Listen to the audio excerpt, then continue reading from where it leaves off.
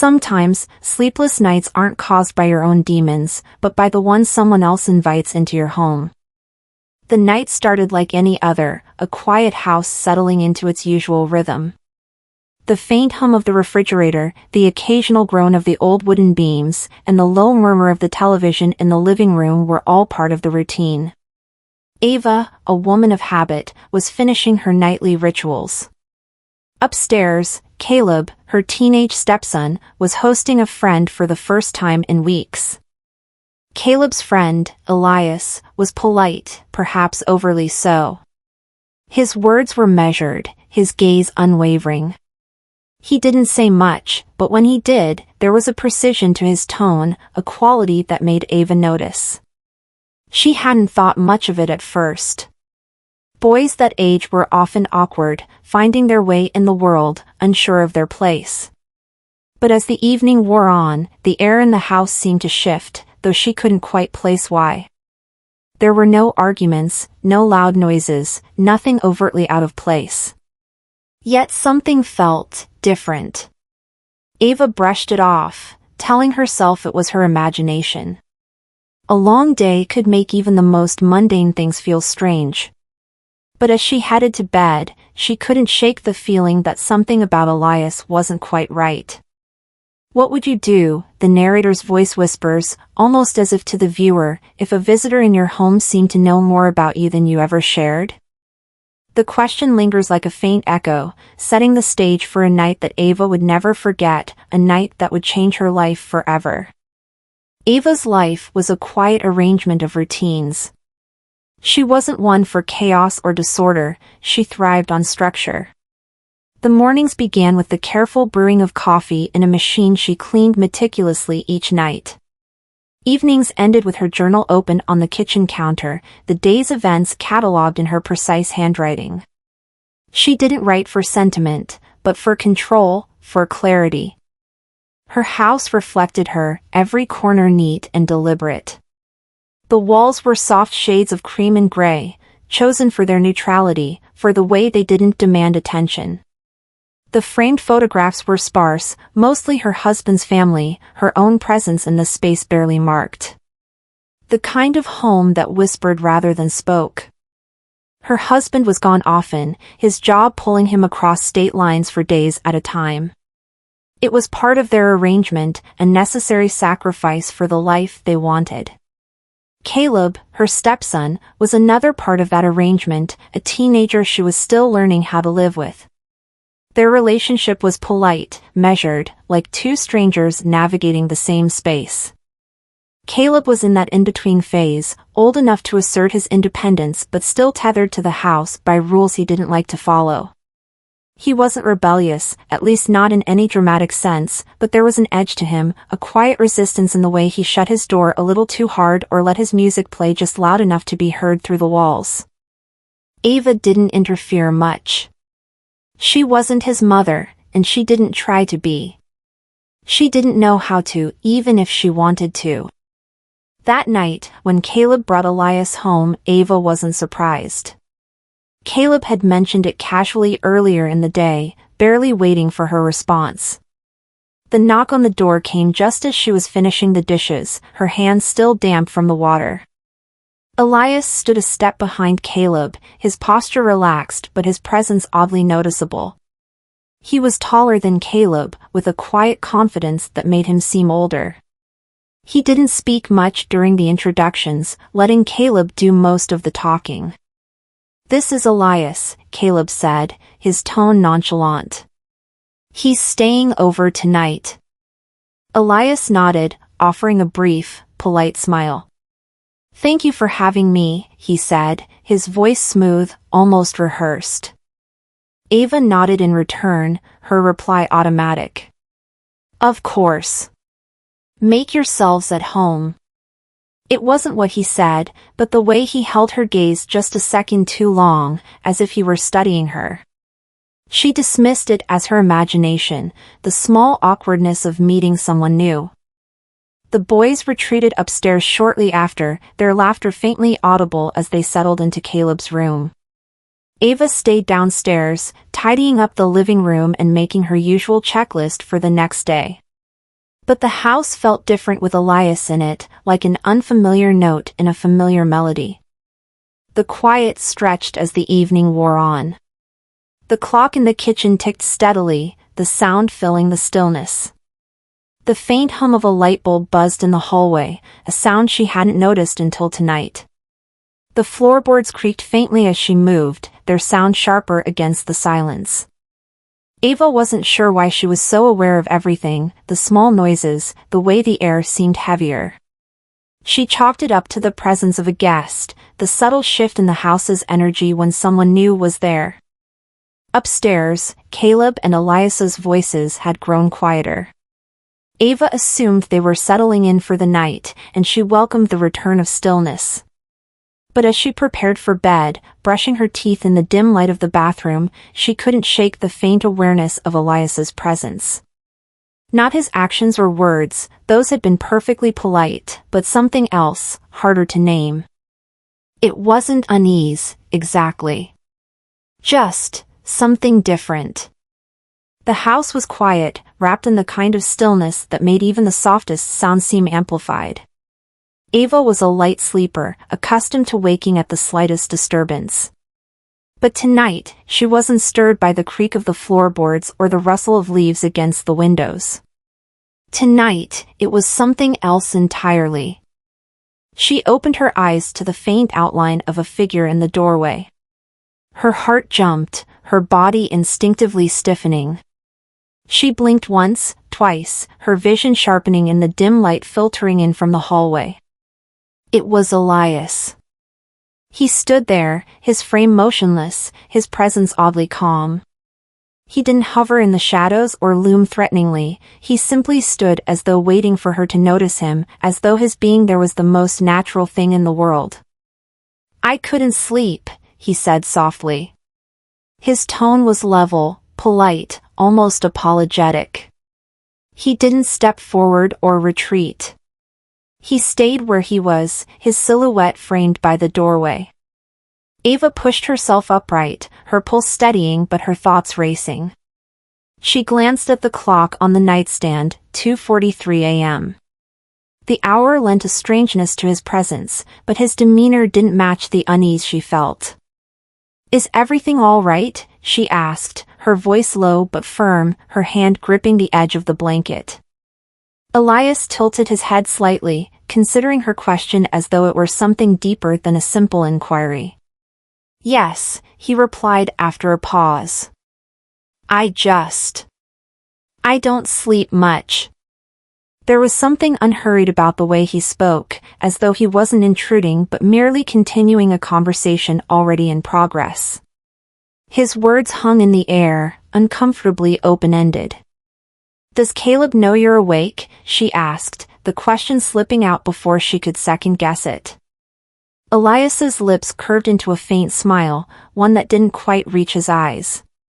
"He's a heavy sleeper," he said. I didn't want to bother him. The way he phrased it made her stomach tighten. It wasn't what he said, but the ease with which he spoke, the absence of any acknowledgement that standing in someone's doorway at this hour might be unusual. "Is there something you need?" she pressed, her voice steady but with a note of insistence. Elias's eyes, dark and unreadable in the low light, met hers. "No," he said simply. "I just thought you might be awake." Ava's breath hitched, the casualness of his statement somehow unnerving. She couldn't explain it, couldn't pin down why his words felt more like a statement than an explanation. "I wasn't," she said after a moment, her tone firmer now. He nodded slowly, as though processing her response. "But he didn't leave." Instead, he lingered, his presence oddly deliberate. "I didn't mean to disturb you," he said finally. "You should try to get some rest," she replied, her words a gentle but pointed dismissal. Elias didn't move right away. For a moment, he stood there, his gaze steady, his posture relaxed. Then, with a slight nod, he stepped back into the hallway, the faint creak of the floorboards following his retreat. Ava lay back down, her heart still thrumming. She stared at the ceiling, the shadows shifting as her thoughts swirled. There had been nothing overtly wrong about the encounter. His tone had been calm, his demeanor polite. And yet, as she replayed the moment in her mind, she couldn't shake the feeling that there was more to Elias than what he allowed her to see. The rest of the night passed in fragments for Ava, brief moments of restless sleep, interrupted by thoughts of Elias and his unsettling visit. By the time morning arrived, the house felt different. Elias was already in the kitchen when Ava came downstairs, his presence as calm and composed as ever. He greeted her politely, his tone betraying nothing of the night before. Caleb, oblivious, sat at the table scrolling through his phone. "Elias makes a mean omelet," he said with a grin, gesturing to the plate in front of him. Ava nodded, forcing a smile as she poured herself a cup of coffee. Elias watched her from the corner of his eye, his movements unhurried as he cleaned up the kitchen. Throughout the day, his behavior remained perfectly normal, friendly, helpful, polite. But Ava couldn't shake the memory of his words, the way he had looked at her in the middle of the night. As evening fell, Ava resolved to address the situation. She found Elias alone in the living room, flipping through a book Caleb had left on the coffee table. "We need to talk," she said, her voice firm. Elias looked up, his expression unreadable. "Of course," he said, setting the book aside. Ava hesitated, unsure how to begin. "Last night," she said finally. "What you did, it was inappropriate." Elias didn't react immediately.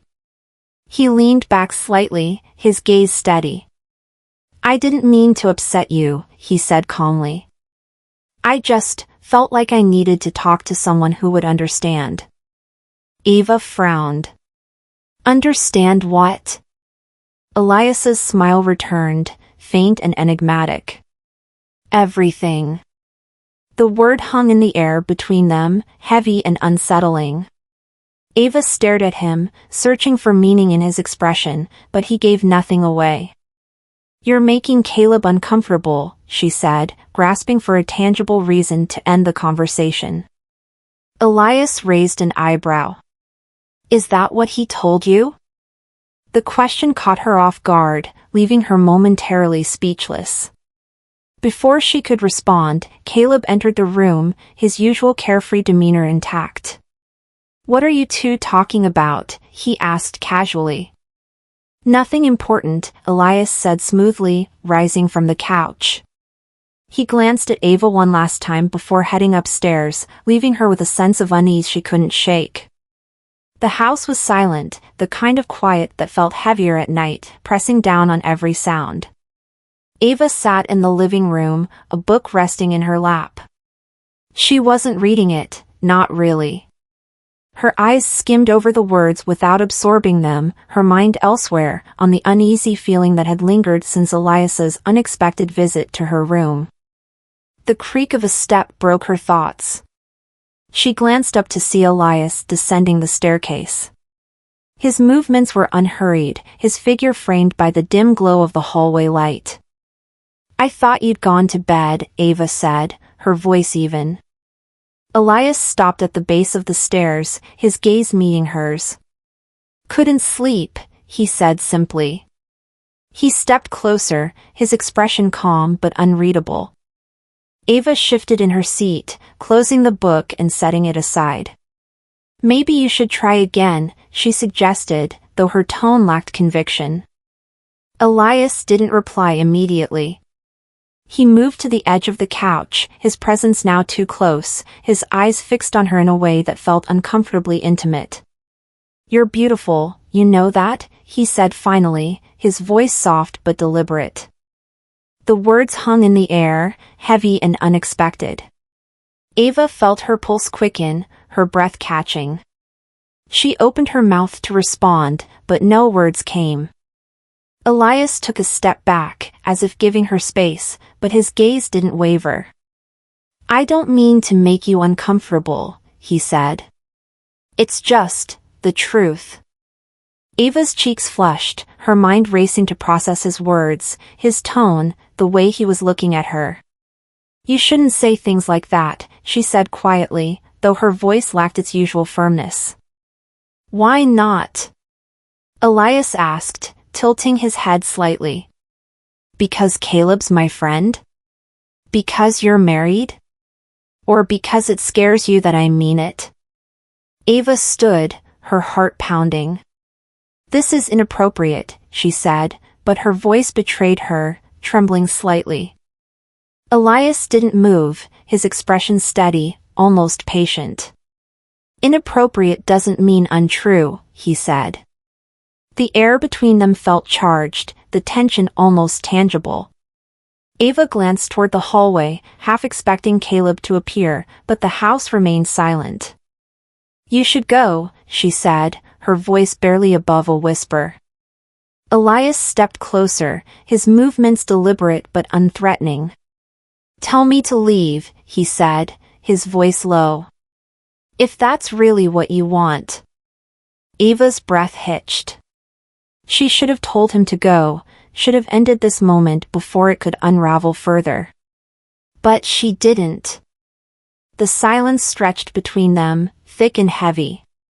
And then, as though drawn by an unseen force, she didn't move away when Elias closed the remaining space between them. His hand brushed hers, a fleeting contact that sent a jolt through her. "Ava," he said softly, her name sounding like a question, a challenge, and a promise all at once. For a moment, she hesitated. The rational part of her screamed to stop, to pull away, to remember the boundaries that kept her world intact. But something deeper, something primal, urged her to stay. The hours that followed unfolded in the quiet darkness of the house, their actions deliberate yet unspoken, a moment neither of them could take back. And when the night finally gave way to the faint light of dawn, Ava sat alone in the living room, the weight of what had happened pressing down on her. Upstairs, the rest of the house remained still, oblivious to the line that had been crossed in the secrecy of the night.